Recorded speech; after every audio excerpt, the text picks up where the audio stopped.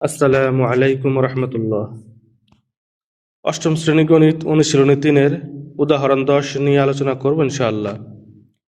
প্রশ্নটিতে বলা হয়েছে, বায়ু পানির তুলনায় 0.00129 গুণ ভারী। যে ঘরের দৈর্ঘ্য, প্রস্থ ও উচ্চতা যথাক্রমে 16 মিটার, 12 মিটার ও 4 মিটার, তাতে কত কিলোগ্রাম বায়ু আছে, মানে বাতাস আছে?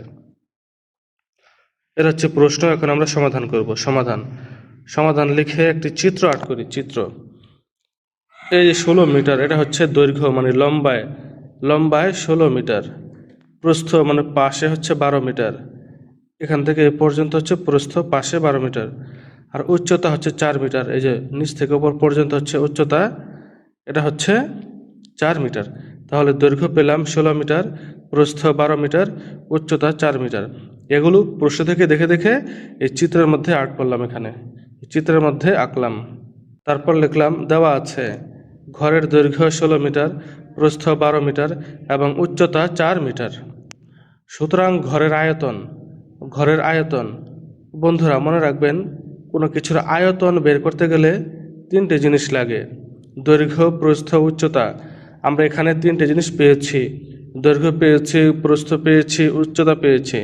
তো সুতরাং আমরা আয়তন বের করতে পারবো। সুতরাং ঘরের আয়তন দৈর্ঘ্য গুণ প্রস্থ গুণ উচ্চতা, মানে 16 গুণ 12 গুণ 4, এটা দিলাম। তারপর লিখবো ঘন মিটার। ঘন মিটার কেন? যখনই আয়তন বের করতে হয় তখন ঘন হয়ে যায়, এই জন্য ঘন মিটার লিখতে হবে। এবার এই 3টি সংখ্যা গুণ দিলে হয় 768 ঘনমিটার। 768 ঘনমিটার। তারপর 768 সাথে 10 লক্ষ গুণ দিয়েছি। কেন গুণ দিয়েছি? কারণ ঘন মিটারকে ঘন সেন্টিমিটারে নিতে গেলে 10 লক্ষ দিয়ে গুণ দিতে হয়। ঘন মিটারকে ঘন সেন্টিমিটারে নিতে গেলে 10 লক্ষ দিয়ে গুণ দিতে হয়। তাই 768কে 10 লক্ষ দিয়ে গুণ দিয়েছি, হয়ে গেল ঘন সেন্টিমিটার। তাহলে কি হলো এখানে? 76,80,00,000 ঘন সেন্টিমিটার। 76,80,00,000 ঘন সেন্টিমিটার।